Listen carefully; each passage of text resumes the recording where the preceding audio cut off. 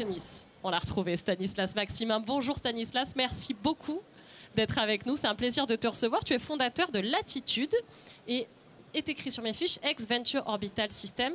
On va déjà se contenter de nous expliquer, tu vas nous expliquer ce qu'est Latitude. Avec plaisir, merci beaucoup de me recevoir. En effet, une extrémiste. Tout va bien. Pile à l'heure. Alors Latitude, c'est une entreprise que j'ai cofondée il y a 3 ans et que je dirige. C'est une entreprise qui est basée à Reims, à 45 minutes de Paris. On a inauguré notre première usine, on va faire notre deuxième bientôt. On est 70 et notre business, c'est de fabriquer des petites fusées qui vont permettre d'envoyer dans l'espace des petits satellites. Donc des satellites historiquement qui font 2 tonnes, la taille d'une voiture. Maintenant, ils vont faire globalement la taille d'une boîte à chaussures, quelques dizaines de kilos maximum. Et on fait en fait un service de livraison porte à porte, le Amazon Prime de l'espace. Voilà. Waouh! Ça, c'est ambitieux. Merci. Ouais, c'est beau. Donc, ton parcours à toi, comment tu en es arrivé là, à envoyer des petites fusées dans l'espace? Parce qu'a priori, oui, on peut jouer à ça quand on est gamin. De là, en faire son métier, c'est une autre histoire. Je pense que j'ai jamais grandi et c'est ce qui fait ça. Non, en plus, je n'étais pas prédestiné à faire ça. J'ai fait des études, un début d'études dans une école de commerce que j'ai quitté pour lancer la boîte. Mais j'étais passionné de spatial. En fait, toujours été passionné d'ingénierie, passionné de tout ce qui vole vite, va vite, vole haut. Et donc, pour moi, c'était relativement logique. J'avais bossé aux États-Unis pendant 3 mois.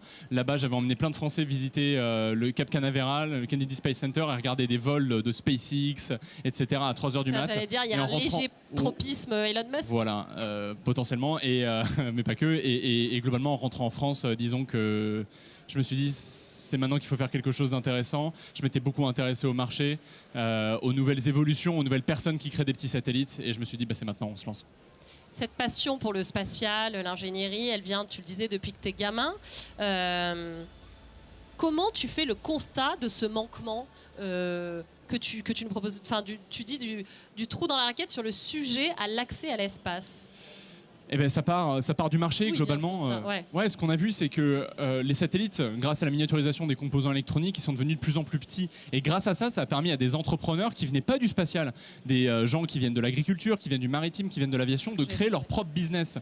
Et ces gens-là, ils se sont dit, on va utiliser le format le plus accessible, des petits satellites, des nanosatellites, qui coûtent quelques centaines de milliers d'euros et qui du coup sont vachement accessibles pour eux, pour créer leur propre constellation et leur propre service. Et c'est en discutant avec ces gens-là que je me suis rendu compte que on va avoir plus de petits satellites à plus d'orbites différentes. Et pourtant, pour envoyer ces satellites dans l'espace actuellement, on a un gros lanceur qui envoie 20 tonnes à un seul endroit. C'est pas logique. Donc on a besoin de petits lanceurs qui vont venir déposer chacune des grappes de satellites à chacun des bons endroits. Quel genre de service y rendent ces satellites ? Concrètement énormément, je vais prendre quelques exemples parce que sinon ça nous prendrait toute la journée. Aujourd'hui, on va pouvoir prendre des photos de la Terre, ces photos quasiment en temps réel. Elles vont nous permettre de suivre l'évolution des feux en forêt sur des zones gigantesques comme l'Australie. Ça va également servir à analyser la donnée, pouvoir savoir le taux d'humidité dans le sol, le taux d'intrants et donc d'aider les agriculteurs à augmenter considérablement l'efficacité. Et également, je vais prendre un exemple, Unseen Labs qui était passé l'année dernière sur cette scène, Clément Gallic, eux ils font des satellites qui permettent de détecter les bateaux pirates, les bateaux qui font de la contrebande, etc. etc. Ça concerne tous les sujets. Absolument. En réalité. Comment ça a basculé de cette idée, de ce constat? Tu t'es dit, je vais créer mon entreprise. Comment l'idée est devenue réalité? Par quoi ça commence au départ? Ça commence par trouver des gens qui savent faire, parce que venant d'école de commerce, je n'avais pas beaucoup de compétences. Du coup, forcément, je me suis associé à des gens qui, techniquement parlant, avaient travaillé dans l'industrie aéronautique et spatiale. On a commencé à créer cette équipe autour. On a intégré d'autres ingénieurs qui avaient développé des technologies, parce que on a quand même un petit peu de techno. On sait faire des moteurs complètement imprimés en 3D, en métal, en seulement 3 pièces. Bon, donc on a récupéré toutes ces technologies en recrutant ces gens-là. Et puis on s'est pas mal battu parce qu'on existait pendant le Covid. À l'époque, l'Agence spatiale française, ils n'étaient pas encore vraiment fans de ce genre de choses. Ça a largement changé depuis. Toute la scène tech française n'était pas trop habituée à des projets très long terme avec beaucoup d'argent, beaucoup de capex. Et ça a nécessité de trouver le premier contrat auprès de l'Agence spatiale française, le premier soutien auprès de l'Agence spatiale européenne, et puis de s'implanter en région. Nous, ce qui a vraiment changé, c'est de sortir de Paris. On est sorti de Paris, on s'est implanté à Reims, et on a eu de l'argent de la part d'un fonds régional, de la BPI régionale qui a été absolument génialissime. C'est pas la première fois qu'on entend ça depuis ce matin, une espèce de retour effectivement à des... Centralisation. Voilà, exactement. Aujourd'hui, on a beaucoup parlé, je ne peux pas faire l'impasse, on a beaucoup parlé de responsabilité écologique, de responsabilité... c'est compatible?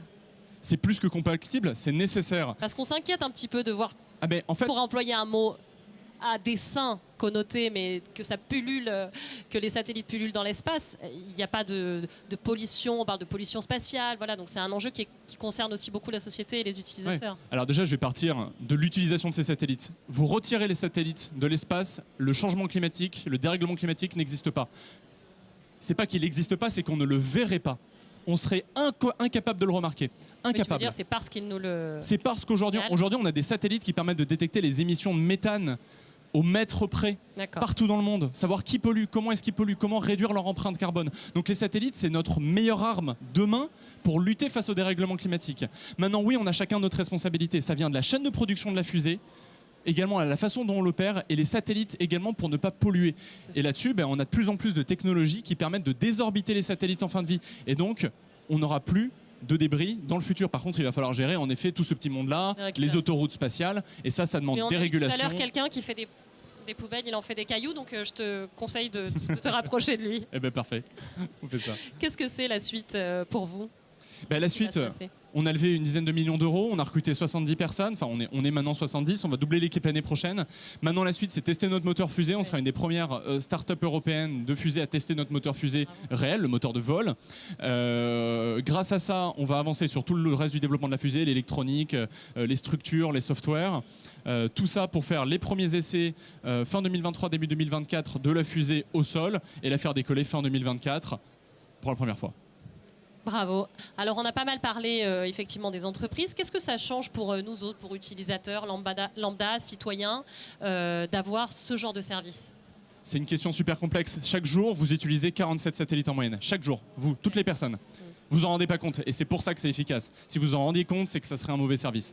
Qu'est-ce que ça va changer? Demain, vous allez pouvoir avoir dans les avions, également dans les bateaux en plein milieu de l'Atlantique, de la connectivité. Par exemple, maintenant, vous allez potentiellement demain avoir des photos de votre jardin toutes les heures. Aujourd'hui, vous, ça ne va pas changer votre vie. Ça va changer la vie, par contre, de plein d'acteurs économiques territoriaux et au niveau du monde entier. Ça va aider à faire les infrastructures, ça va aider à tout ce genre de choses. Donc vous, directement, vous n'allez pas forcément le vivre. Par contre, vous ne posez pas de questions sur pourquoi est-ce que quand vous sortez votre téléphone, vous avez Google Maps. Vous utilisez Google Maps. C'est ça que vous vivrez dans le futur avec le spatial. Merci beaucoup Stanislas, ça valait le coup que tu arrives à l'heure. Merci beaucoup. Merci beaucoup en tout cas, vous pouvez l'applaudir.